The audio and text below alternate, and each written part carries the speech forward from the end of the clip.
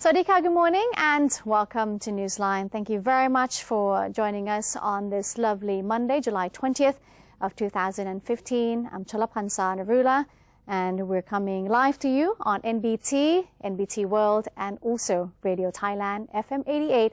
Here are today's news in Thailand moves forward.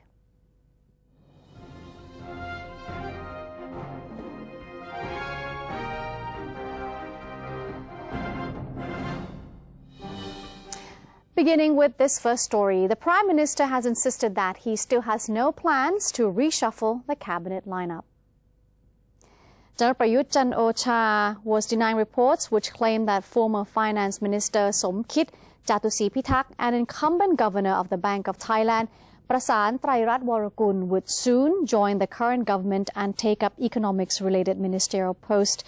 General Prayut confirmed that he sees no possibility of a cabinet shake-up at this time, while stating that he is the only person to make such a decision. Meanwhile, Deputy Prime Minister General Prawit Wongsuwan said that General Prayut has not consulted him about any reshuffle plan, adding that if such a plan were to emerge, it would be the sole decision of the Prime Minister. Nevertheless, General Prawit stated that all ministers have been working hard, and if a reshuffle eventually takes place, it will reflect the circumstances at the time and the appropriateness of any change. Prime Minister Prayut Chan-o-cha has emphasized that the ASEAN Economic Connection Strategy must lead to the linkage between special economic zones with communities while urging government units to help promote community businesses. The Prime Minister said that the connecting of special economic zones with communities was an important element of the ASEAN Economic Corridor and Connectivity Strategy. Thailand's focus was to use its strong sectors such as industry, agriculture and service to help it become the center of the ASEAN economic connectivity, said the Prime Minister. He also added that he had instructed all relevant units to work together to promote community businesses such as rice mills and gas stations in a community cooperative system.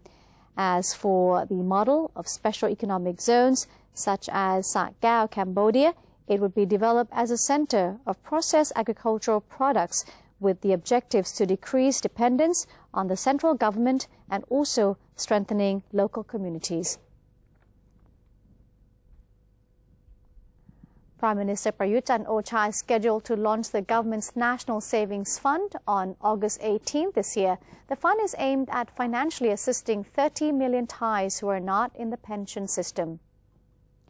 Deputy Government Spokesman Major General Sansern Kaew-Kamnert said the National Savings Fund system was almost ready for release. The Prime Minister would accept the first application for fund membership by himself on August 18th. The National Savings Fund is the government's policy to help self-employed workers, those outside of the government's pension system or members of private funds. The fund will help them save for retirement with contributions from the government. When they are 60 years old, the fund will give them a monthly retirement payment until death. People who are interested to apply for the fund may apply at Krung Thai Bank, Government Savings Bank, the Bank for Agriculture and agricultural cooperatives nationwide, using only their citizen ID card. On water supply, the Prime Minister has urged all state agencies to help conserve water supply. Deputy Government Spokesperson Major General Sansern Kaew-Kamnert said that Prime Minister General Prayut Chan-o-cha has issued an urgent order to all state agencies to conserve water as much as possible when the supply is in crisis. General Prayut stated that any activities that consume a lot of water should also be put on hold until after the crisis has passed. He stated that although many feel they have money to pay for water bills, the current crisis means no one can be selfish. The Prime Minister also urged businesses that utilize a lot of water, such as golf courses, swimming pools and hotels, to first use the supply they have been keeping. For farmers, the Prime Minister said that the government maintains a request for their cooperation in not diverting water from the natural sources into their farms as yet. Meanwhile, Minister of Agriculture and Cooperatives Pitipong Phungbun Ayutthaya has travelled to Saraburi and Pathum Thani provinces to monitor the drought situation. The minister emphasized the government's measure to prohibit farmers from pumping water in 22 provinces. The minister, the Director General of the Royal Irrigation Department, and his entourage on Sunday went to the Ramanayan Reservoir in Pathum Thani to follow up on solutions to drought and water shortage in the Chao Phraya River Basin provinces. The minister said the reservoir had sufficient water for people in Klong Ha and Klong Hok areas, as well as some nearby areas in the province. The Ramanayan Reservoir has a total capacity of 33 million cubic meters. It has provided water for more than 700 households and 20,000 rai of farmland. The minister also urged farmers in 22 provinces to stop pumping water, saying there would be more water soon since the rain has started to fall. A team of National Legislative Assembly members led by Vice President Pirasak Phorjit headed to Ratchaburi province to meet with administrative officials and local people there. The NLA members were greeted by Ratchaburi Governor Surapon Sawangsak yesterday morning. Both sides updated each other on the progress of their performance and discussed directions for the province's development and solutions to problems regarding land encroachment, water management, garbage disposal, the growing number of refugees, and also on transport. The NLA team also held a brainstorming session with local people, and they listened to the needs and problems, at the same time collected their suggestions to be conveyed to officials concerned for use in their solutions. The Constitution Drafting Committee has resolved to maintain the number of senators under the new charter. CDC spokesman General Ratana Wanit said that the latest decision by the charter draft during its deliberation of pending provisions also included the setting up of a selection committee for the senators. General Rat said that the committee agreed that the origin of the senators should be a fair process acceptable to all parties. He added that the CDC decided to maintain the number of senators at 200 and that they can only take office through 5 processes, including the selection from 4 groups and the direct appointment from each of Thailand's 77 provinces. He went on to say that members of the 4 selection committees will represent people from different backgrounds in order that the selected senators be of diverse qualification and quality. The Ministry of Commerce said this year's rice exports are likely to reach the target of 10 million tons, as the drought scare has made the global rice market less competitive. According to Foreign Trade Department Director General Duangporn Rodphaya, rice exports during the second half of the year are expected to jump thanks to the internal and external factors. The lengthy dry season has led to a drop in the country's rice production, while worries about drought-led food shortages have prompted other rice producers to trim their exports and push some countries to begin to stockpile food. Ms. Duangporn concluded Thai rice had the opportunity to be in great demand, adding that auctions of the government's rice stocks should enjoy bigger profits in the near future. However, she indicated that the government still needed to manage the rice stocks carefully and maintain the safety stock of at least 5 million tons to ensure food security. She also disclosed that a number of importers showed their interest in an auction of Thai rice between July and August, during which time around 900,000 tons of rice is expected to be sold. An auction of substandard rice is also in the pipeline. The Foreign Trade Department chief was confident that the rice export volume would definitely hit this year's target of 10 million tons. The Department of Internal Trade has launched a cooking contest urging operators partaking in its budget food program to compete for the Best Budget Cooking Award. The cooking contest, which is taking place at Central Plaza Ratanathibet in Nonthaburi province, is divided into 2 classes, the outlet category and the rice menu. Competitors are to cook dishes specified by referees. Their works will be judged by different criteria, including cleanliness, ingredients, taste, price, and also visitors' response. The objectives of the contest are to encourage outlets participating in the budget food project under the Ministry of Commerce to improve their quality standards and to urge more food retailers to join in the project. The Ministry of Commerce has planned to add the number of budget food outlets in Bangkok by 200 to 300 within this year and bring the number of similar operators to 1,600 across the country. Apart from economical food stalls, shoppers will have the opportunity to snap up discounted consumption products at the venue. IGAT hosted a singing contest in Thai modern music to conserve the right pronunciation and usage of Thai language among youths of the new generation. The Electricity Generating Authority of Thailand, or IGAT, together with the Government Public Relations Department, organized a singing competition to encourage youngsters to use Thai language correctly. After its success in the past 2 years, the contest was held for the third consecutive year in 2015 under the project titled Preserving Thai Language Through Thai Songs. Sunchai Kamnunset, governor of IGAT, officiated at the opening ceremony of the contest. The competitors were youths aged between 15 and 25.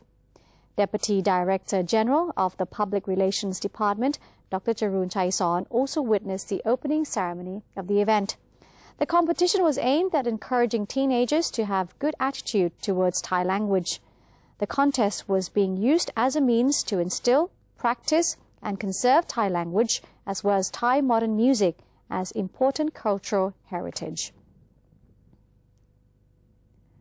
Tourism-related authorities and hotel entrepreneurs in Trat, Eastern Province, one of the 12 can't-miss cities of Thailand, attended on Sunday a policy briefing by Tourism and Sports Minister Gopkan Wattanawarankul. The minister told the meeting that Trat has been selected as a can't-miss city because of its active and beautiful beaches, outstanding ecotourism, and interesting community-based activities. Trat has its own strategic plan for tourism development, but some areas of the plan still need an improvement to better respond to tourists from various nationalities and for encouraging revisit amongst them. The minister mentioned that the aspect that was worrying her the most was safety measures for tourists, especially safety in maritime traveling. Meanwhile, toilet cleanliness and clear direction signposts to tourist attractions must also be improved. She advised the province to develop connectivity system with other ASEAN countries to fully respond to cross-border tourism. After the meeting, Minister Gopkan went to Trat bus station to observe its conditions and services. She suggested the station staff on how to develop the service to welcome a greater number of tourists in the future. And that's it for Thailand Moves Forward. We'll now have a look at some of the exchange rates and also commodity prices. Newsline will return with ASEAN and beyond and other global news. Don't go away.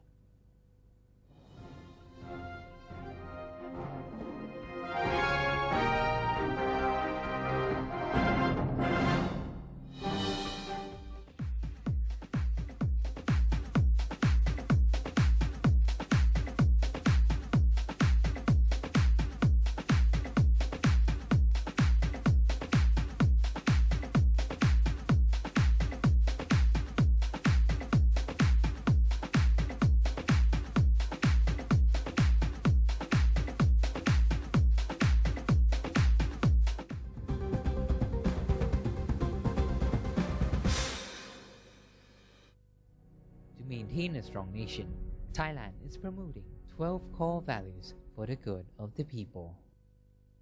The 9th core value, being conscious and mindful of actions in line with His Majesty the King's royal statements.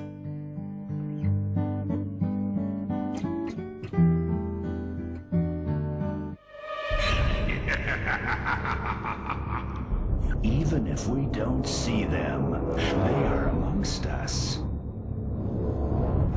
And they're hungry.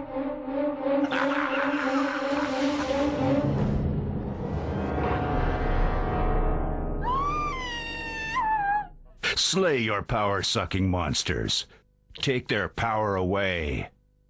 Think when you plug.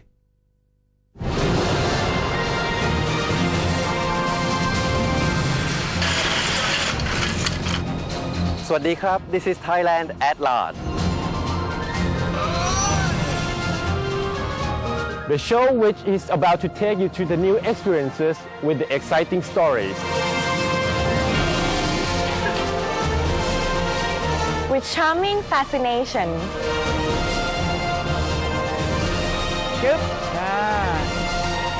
With a touch of Thainess.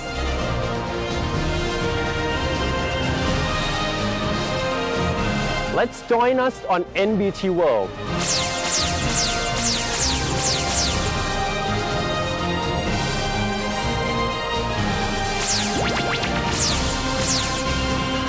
Explore with us and you'll know and love Thailand even more than before.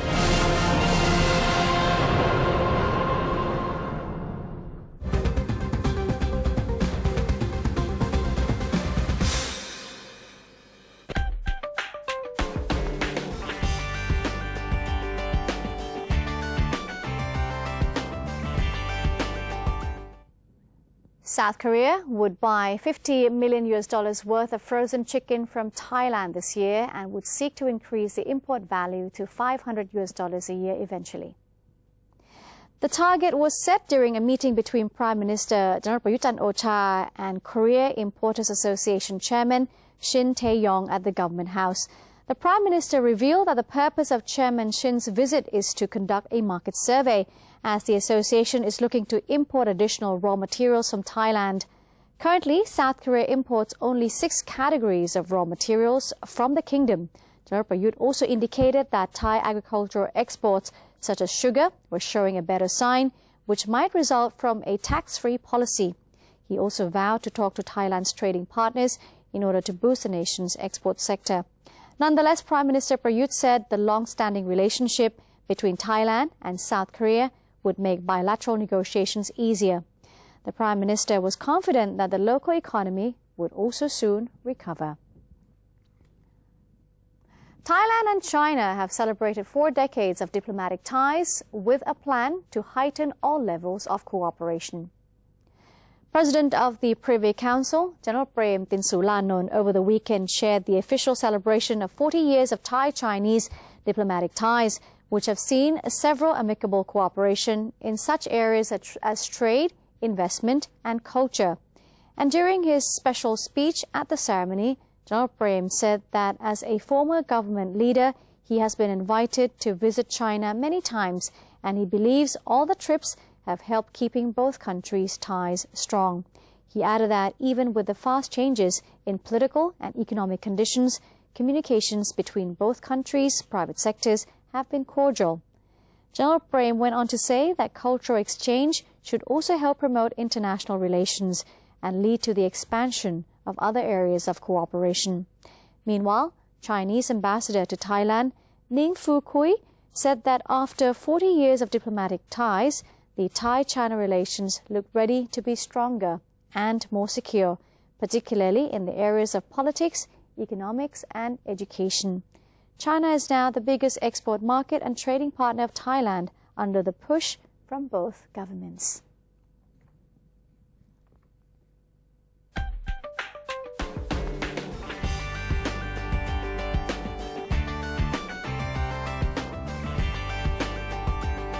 You're watching Newsline. Now to other global news. Dozens of Greek workers staged a picket outside shops in the capital Athens on Sunday to protest against proposed Sunday operations, one of the many measures included in the troubled country's new bailout program. The Greek parliament approved a bailout accord Prime Minister Alexis Tsipras made with European partners in the early hours of Thursday, July 16th. The deal agrees a painful mix of tax hikes, spending curbs and pension cuts, as well as a rollback of collective bargaining agreements. It also includes opening of the shops on Sundays, a major break from a long-held tradition of a work-free Sunday. Banners calling for no to working on Sundays were displayed outside shops in the capital's main pedestrian shopping street near the country's parliament. Protesters said they felt betrayed by Tsipras and his Syriza party, which in the past had championed workers' rights and campaigned against Sunday shopping hours. But not everyone agreed with the protesters. The Greek government ordered banks to open today, 3 weeks after they were shut down to prevent the system from collapsing under a flood of withdrawals as Tsipras looked to the start of new bailout talks. Saudi Arabia has arrested 431 people suspected of belonging to Islamic State cells and thwarted attacks on mosques, security forces and a diplomatic mission, the Interior Ministry said on Saturday. The announcement came after a car bomb exploded at a checkpoint near the kingdom's high-security prison on Thursday, killing the driver and wounding 2 security officials in an attack claimed by Islamic State.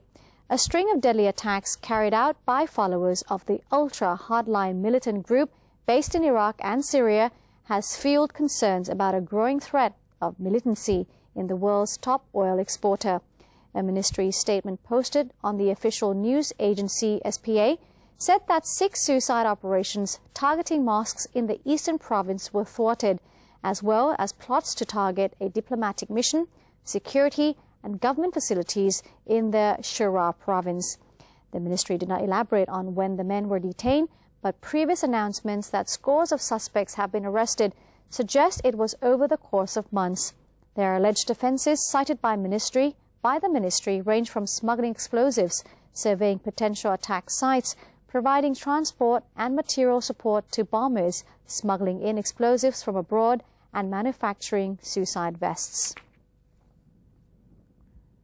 Taiwan's ruling nationalists on Sunday nominated pro-China Hung Shui-chu as its candidate for presidential elections in January 2016, ending months of division in the party following heavy losses at local elections.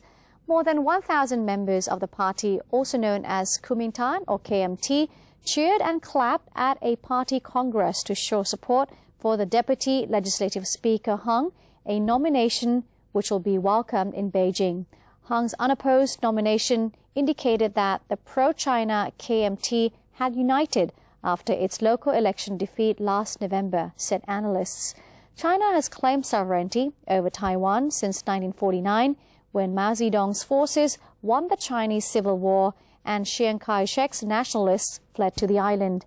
Both sides remain political foes, even though trade ties between the two sides have improved to their best level in 6 decades since President Ma Ying-jeou took office in the year 2008. Beijing will closely watch the presidential vote, which will see Hung campaign against Tsai Ing-wen from the independence-leaning opposition DPP. Australian surfer Mick Fanning survived a shark attack unscathed as he was preparing for Sunday's final of the World Surfing League's, that's J-Bay Open, fighting off the circling predator with his fists. And Fanning, 3 times world surfing champion, was paddling out to ride his first wave when the unidentified species of shark surfaced next to him, knocking the 34-year-old off his board. The Australian managed to fight off the predator, hitting it on its back before it swam off, leaving him shaken as he waited for a support boat to return him safely to shore. The incident, which was broadcast on live TV, led to the postponement of the final against compatriot Julian Wilson. Organizers have not yet decided when the final will resume, though it will be today at the earliest. South Africa's waters are among the most shark-infested in the world. A swimmer was killed by a great white shark at Albatross Point, close to Jeffreys Bay, in 2013. All right, that's it for today's edition of Newsline. Thank you very much for joining us. Should you have any suggestions or comments, if you want to write to us, well, the email address is newsline.nbt@gmail.com. You can also follow us on Facebook, simply typing in NNT. Today, we say goodbye with the World Snail Racing Championships in Eastern England that drew international attention. So enjoy the pictures. I'm Cholapan Sandarula. We'll see you tomorrow, same time, same place, right here on NBT. Sawasdee ka.